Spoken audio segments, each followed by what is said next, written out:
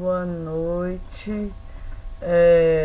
Eu não vou poder dar aula para vocês nessa quarta-feira, que meu pai vai fazer uma cirurgia, e eu resolvi gravar a videoaula para a gente dar conta do assunto, tá? Então, a gente vai falar agora do Vygotsky, né, que é um dos mais importantes nomes da psicologia educacional, escolar, né, um dos principais nomes dessa relação entre psicologia e pedagogia e educação. Então, Vygotsky foi um psicólogo bielorrusso, né, diferente do Piaget, que não era psicólogo. Vygotsky era psicólogo. E apesar de ter morrido novo, deixou um monte de material, de livro para psicologia e para educação. Atribui papel fundamental às relações sociais para o desenvolvimento cognitivo dos indivíduos, né? Enquanto que o Piaget falava que o desenvolvimento é de dentro para fora, né, o organismo que se desenvolve para se relacionar com o meio, o Vygotsky fala que só tem desenvolvimento se tiver estímulo, né, se tiver de fora para dentro. Se não tiver estímulo, não tem aprendizagem, segundo ele. Então, a corrente pedagógica que se originou após sua proposta é denominada de socioconstrutivismo ou sociointeracionismo, que fala justamente dessa importância da interação, da socialização para o desenvolvimento da criança. Vygotsky, que mais? Deixa eu ver. Sócio-histórica, então, né, que é essa corrente teórica. Para a psicologia sócio-histórica, a formação do indivíduo depende de uma relação dialética, né, de ida e volta, entre o sujeito e a sociedade, onde ele está inserido, né? Uma relação dialética ocorre quando o indivíduo modifica o ambiente e o ambiente modifica o indivíduo. Além disso, o trabalho de Vygotsky dá ênfase ao processo histórico social e ao papel da linguagem no desenvolvimento dos indivíduos, né? Ele fala muito sobre isso. Tanto de como que o momento histórico que aquela criança está vivendo vai influenciar no processo de desenvolvimento dela, quanto a questão da aquisição de linguagem, como é que isso faz, né, um boom no desenvolvimento. Então, mediação.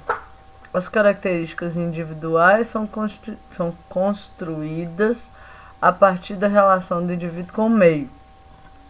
Essas relações se dão pela mediação de instrumentos técnicos, por exemplo, ferramentas de trabalho ou simbólicos como a linguagem. Os instrumentos e os símbolos, então, instrumentos seria um computador, né? E o símbolo seria a linguagem, isso que nós estamos fazendo agora aqui, com a comunicação através da linguagem. Os instrumentos e os símbolos são construídos pela espécie humana para mediar a relação entre os homens e a realidade. A linguagem, especialmente, faz parte de um sistema simbólico fundamental para as relações humanas e foi elaborada pelos indivíduos ao longo de sua história como sociedade. Então, a linguagem está sendo elaborada, né? De vez em quando surgem palavras novas, somem outras, né? A linguagem funciona como instrumento capaz de transformar nossa aprendizagem, pois quando o indivíduo aprende a linguagem específica do seu meio sociocultural, ele é capaz de alavancar seu próprio desenvolvimento, né? Porque ele entra num novo mundo aí, que é o mundo de comunicação. Nesse sentido, ele consegue falar o que ele está sentindo, o que ele quer, muda tudo. Nesse sentido, a mediação das relações humanas por meio de símbolos, especialmente da linguagem, constitui um conceito central na psicologia sociohistórica. O que mais? É na interação, agora vamos falar de interação. É na interação entre as pessoas que, em primeiro lugar, se constrói o conhecimento, que depois será intrapessoal, ou seja, será partilhado pelo grupo junto ao qual tal conhecimento foi conquistado ou construído. Então, nessa interação que se constrói esse conhecimento e depois ele é transmitido de uma pessoa para outra, para o grupo, né, inteiro. Desenvolvimento e aprendizagem. A relação entre desenvolvimento natural da criança e aprendizagem está intrinsecamente ligada à vivência social da espécie humana. Sempre foi assim, né? A interação leva ao desenvolvimento. O desenvolvimento precisa ser impulsionado pelo meio e pelos processos de socialização. Né? Uma criança trancada sozinha dentro de um quarto não vai desenvolver, não vai aprender a falar, não vai aprender a andar. Né? Então, as estruturas e os processos biológicos naturais do indivíduo são insuficientes para promover a aprendizagem se esse indivíduo não estiver inserido em um ambiente social e cultural permeado de práticas que facilitem o seu aprendizado. A criança não é capaz de se desenvolver somente por conta do passar do tempo. Ela pode até ter as habilidades para escrever, mas se ninguém ensinar, não vai aprender. Ela não possui os instrumentos técnicos e simbólicos necessários para isso, então ela não consegue aprender. Esses instrumentos são adquiridos pelo meio social e cultural. Conceito de zona de desenvolvimento proximal. Isso é muito legal. Qualquer indivíduo possui um nível de desenvolvimento real, ou seja, capacidade de realizar determinada tarefa de modo independente, sem auxílio de terceiros. O nível de desenvolvimento proximal diz respeito, então é aquele que fala da capacidade do indivíduo de realizar uma tarefa ou resolver um problema com a ajuda de outra pessoa mais experiente. Então é uma tarefa que ele já consegue fazer, mas só consegue fazer com a ajuda de outro.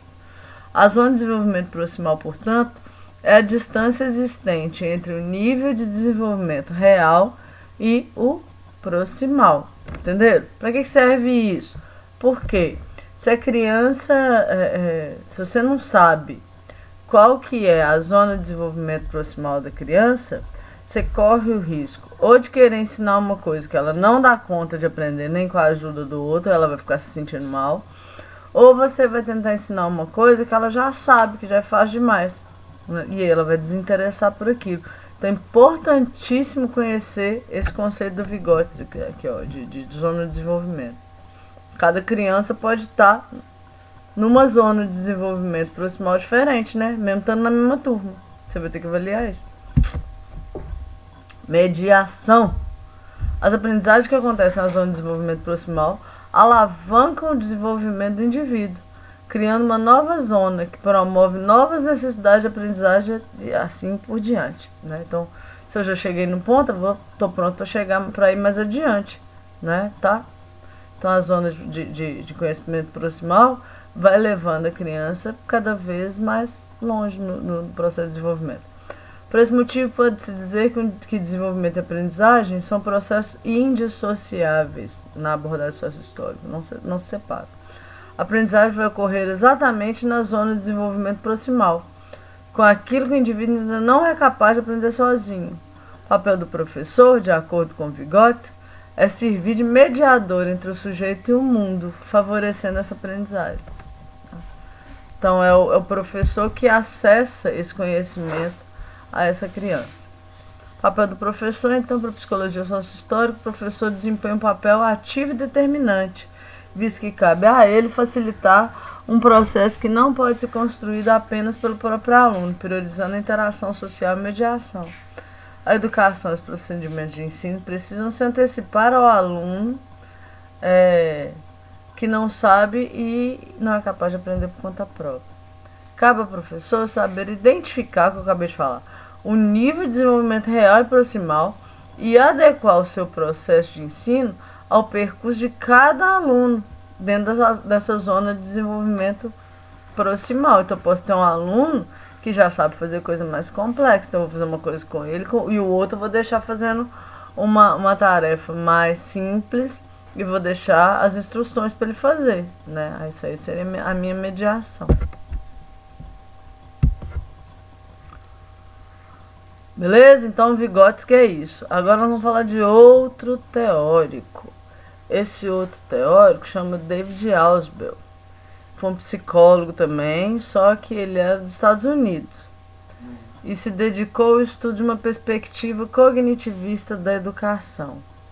considerava que a aprendizagem precisava de fazer sentido, então ele vai criar o conceito de aprendizagem significativa. E para isso, o conhecimento e as novas informações devem interagir com conceitos já existentes nessa estrutura cognitiva. Então ele falava do negócio da ancoragem, né? Então eu só vou aprender bem um novo conhecimento se eu já souber alguma coisa relacionada àquilo, que eu vou ancorar o meu novo conhecimento naquele antigo que eu já tinha. E aí eu vou conseguir subindo os degraus, né? Eu vou conseguir seguir na minha aprendizagem. Para o autor aprender significativamente, implica em expandir e aprimorar os conhecimentos prévios. A partir disso, ser capaz de acessar e relacionar conteúdos novos, né? Então, eu tenho uma base e vou crescendo em cima dela. A aprendizagem é muito mais significativa à medida que o novo conteúdo é aprimorado às estruturas de conhecimento de um aluno e adquire significado para ele, a partir da relação com o seu conhecimento prévio. Então, eu não estou aprendendo uma coisa do nada, se eu estou relacionando aquele novo conhecimento com uma coisa que eu já sabia, que eu já conhecia. Aí fica mais fácil para mim. Ao contrário, se torna. Então, quando você só aprende uma coisa vazia, solta, assim, não conhecimento solto. Eu lembro que uma vez eu olhei o caderno de uma menininha e tava assim, tipo, numa página tinha Roma Antiga. Aí eu virei a página, Grécia Antiga. Só que não tinha relação entre um conhecimento e o outro, não. Então era um negócio solto, assim. O que aquilo tem a ver com ela? Né? Não era um processo histórico que vinha até ela. Era um troço que ela tinha que decorar ali, que ficou solto.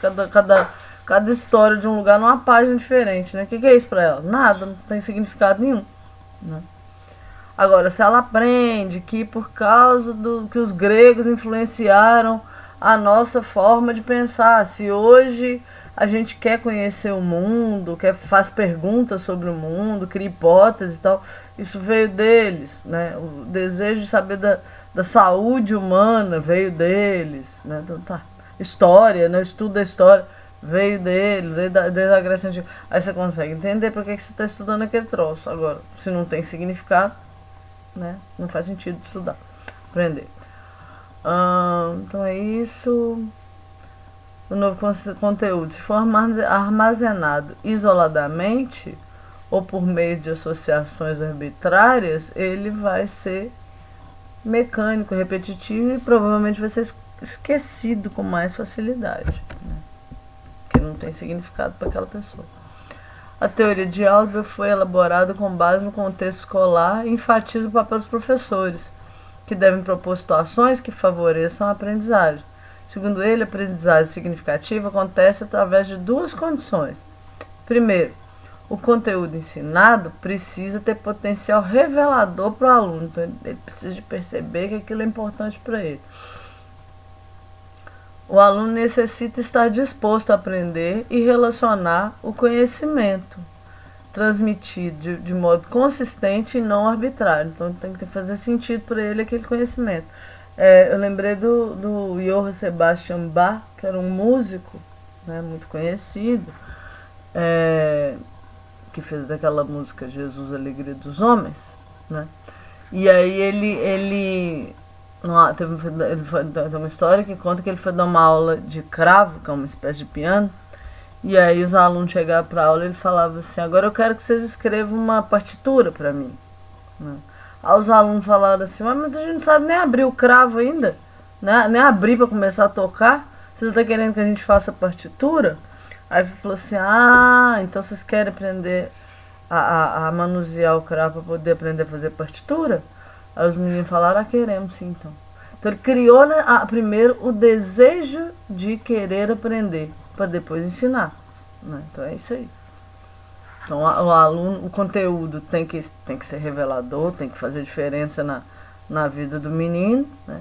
E o menino tem que estar afim de aprender. Então quando ele não está afim, você tem que criar nele esse desejo, né? Seduzir. Vamos lá. Como que seduz para querer aprender? Mostrando para ele como é que aquilo ali pode ser útil para ele, né? Simples assim. O trabalho do professor, portanto, deve ser o de ancorar a aprendizagem nos conhecimentos prévios do aluno e tornar o ambiente da escola motivador. Aí, acabei de falar isso. O docente é o profissional qualificado para oportunizar momentos de construção do conhecimento. Para isso, o professor precisa garantir que ocorra a maior circulação possível de informações, ademais é de fundamental importância que os conteúdos trabalhados pelo professor mantenham suas características reais e não se transformem em objetos esvaziados de significado social e cultural. Então, por que o menino vai aprender sobre a festa de Iemanjá? Porque aquilo faz parte da vida do povo dele, sempre, né? Porque sempre existiu. Ah, mas agora a comunidade é evangélica. Tá, mas não faz parte da história, né? Aquilo ali não tem tudo a ver com a formação daquele povo, né? Se fez parte da história, foi importante durante muito tempo, é relevante, mesmo que agora eu já tenha mudado as coisas, talvez explicasse para ele. Né? Influenciou no jeito de pensar das pessoas. Tá. A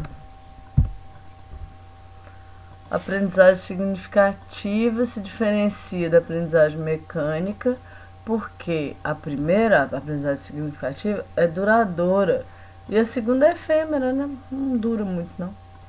Que atua na diferenciação dos dois tipos de aprendizagem é a memorização de conteúdos, né? Então, numa tem decoreba, na outra não. Na outra tem compreensão, beleza? Né? Então, na aprendizagem significativa, tem compreensão de conteúdo. Enquanto que na aprendizagem mecânica tem decoreba. Não serve para nada. Na aprendizagem mecânica, o conteúdo se ligam à estrutura mental de forma muito fraca. O aluno memoriza apenas frases soltas, como as ditas em sala de aula ou lidas no material didático. Já na aprendizagem significativa, a relação estabelecida entre os conhecimentos e as estruturas cognitivas prévias é fortalecida pelo avanço e construção de conhecimentos. Né? Então vai ficando cada vez mais lógico, mais interessante aquele conhecimento na cabeça da criança, da pessoa. Para Ausubel, os dois tipos de aprendizagem não são antagônicos, mas fazem parte de um processo contínuo. Né? Também vai ter que ter coisa que vai... Não tem jeito de ensinar a não ser com aprendizagem mecânica. Tipo anatomia, assim, né? Não tem como, não tem outro jeito, a não ser decorar o nome dos ossos, pra você saber, não tem outro, né? Tá? Pode ter formas de auxiliar nessa aprendizagem mecânica para ela se tornar mais significativa, né? Um dos instrumentos de fazer isso é usando o lúdico, né? Muitos professores cantam musiquinhas e tal, que ajuda a decorar. É uma forma de tornar um pouco menos mecânico que é mecânico. Vamos lá. Que memorização e novas relações na construção do conhecimento. Em alguns momentos é preciso memorizar, acabei de falar, informações de forma aleatória, sem relacioná-las com outras ideias existentes. Mas a aprendizagem deve ir além e outras situações de ensino, interações sociais, devem contribuir para que novas relações aconteçam, para que o aluno avance e construa o seu conhecimento. O processo utilizado em busca da aprendizagem significativa se diferencia de acordo com a idade do indivíduo. Crianças mais novas utilizam o processo de formação de conceitos.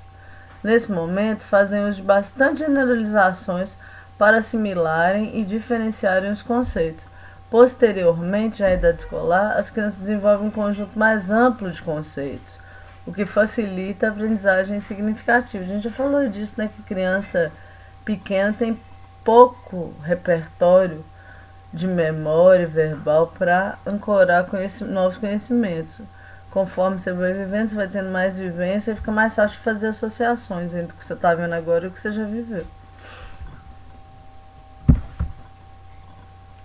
Para utilizar uma metodologia de aprendizagem significativa em sala de aula, Ausubel propõe o uso de organizadores prévios para ancorar uma nova aprendizagem. Né? Então, você primeiro dá uma aula com conceitos básicos, assim, Depois você vai destrinchando aquilo. Os organizadores prévios são informações e recursos introdutórios que devem ser apresentados ao aluno antes do conteúdo propriamente curricular. Então, primeiro você dá um geralzão assim, sobre o assunto, apresenta um resumo do assunto, né? E depois você vai explicar ele melhor. Funciona como uma ponte entre o conteúdo. Funciona. Então, esses organizadores prévios funcionam como uma ponte entre o que o aluno já sabe e o que ele precisa de saber. Os organizadores prévios têm um efeito mais eficaz quando são apresentados no início da tarefa, motivando o aluno e tornando mais disposto à aprendizagem. O vocabulário dos organizadores prévios deve ser familiar ao aluno, então tem que ser apresentado de uma forma, os conceitos básicos, de uma forma bem simples mesmo, bem acessível. Então, os organizadores prévios como base de aprendizagem levam o desenvolvimento de subsunsores, facilitando a aprendizagem posterior. O subsunsor ocorre quando a nova informação interage com a estrutura do conhecimento específico prévio. Então, é quando você consegue fazer essa ponte aí, você usou o subsunsor, quando você consegue fazer esse gancho entre o novo conhecimento e o conhecimento que você já tinha. Avaliação. Então, como é que é a avaliação na aprendizagem significativa? Quando a aprendizagem é significativa, a avaliação também deve ser, né? Significativa, repensada. Para aprender de fato, o aluno deve interpretar a informação que recebeu e julgar se concorda ou não com ela. Assim, as avaliações devem ir além de avaliar simplesmente essa memorização do conteúdo e precisa abordar o tema sob diferentes pontos de vista. O professor precisa romper com a cultura da avaliação somente para passar de ano e torná-lo um momento realmente de reflexão e de crítica e até de construção de conhecimento. É a hora que o aluno mais aprende, é a hora da avaliação. Por quê? Porque é a hora que ele mais quer saber que trem. Sintetizando, teoria da aprendizagem significativa de Ausubel aponta para a importância de reconhecermos os conhecimentos prévios dos alunos, conhecer seu aluno, saber o que ele já sabe da vida, o que ele já tem de vivência, para você poder usar isso em sala de aula. Isso vai te ajudar, né? Os meninos aí da educação física, por exemplo, né? Se você já sabe qual que é o tipo de atividade física que aquela comunidade faz, você pode usar isso a seu favor na sua aula, né? Para isso é essencialmente importante que o professor possa avaliar o nível de conhecimento que o aluno já possui, em um tema específico, antes de começar a ensinar. Uma forma de mensurar o desempenho do aluno em uma dada intervenção é medir o nível de conhecimento dele sobre a tarefa a ser proposta, antes e depois dela, né? Chama pré-teste, pós-teste, assim, né? As provas escolares, vocês fazem isso, né? No AVA, né? É meio que assim, a pré-aula e a pós-aula são avaliações prévias e posteriores para você medir o tanto que você sabia antes da atividade e o tanto que você ficou sabendo depois. As provas escolares, tal qual as conhecemos, medem o conhecimento do indivíduo apenas após a execução da tarefa. O pré-teste nos permite afirmar qual era o nível de conhecimento do indivíduo sobre aquela tarefa antes de conhecê-la ou executá-la, o que se aproxima a dizer sobre o quanto ele aprendeu com aquela tarefa. E quais são as condições para que ocorra a aprendizagem significativa? Em primeiro lugar, o aluno precisa ter disposição, precisa de querer aprender. Se o indivíduo quiser memorizar o conteúdo arbitrária e literalmente, então a aprendizagem será mecânica, não será significativa. Em segundo, o conteúdo escolar a ser aprendido tem que ser potencialmente significativo, ou seja, ele tem que ser lógico e psicologicamente significativo, o menino tem que dar conta dele. O significado lógico depende somente da natureza do conteúdo, e o significado psicológico é uma experiência que cada indivíduo é subjetivo, né? Cada um tem aquela experiência ou não. Cada aprendiz faz uma filtragem dos conteúdos que têm significado ou não para si próprio. Então, claro que um aluno vai prestar mais atenção numa aula, menos em outra, que aquilo tem a ver com as vivências prévias dele, né? você tem trauma de psicólogo, ele não vai conseguir gostar da minha aula de jeito nenhum. Assim, peraí, assim espero que eu consiga reverter, né? Porque eu quero todo mundo tentando aprender alguma coisa comigo. Tá bom, povo? É isso. Boa semana. Vou ver se eu consigo mandar outra aula pra gente terminar o conteúdo, mas por enquanto é isso, tá? Beijo, tchau.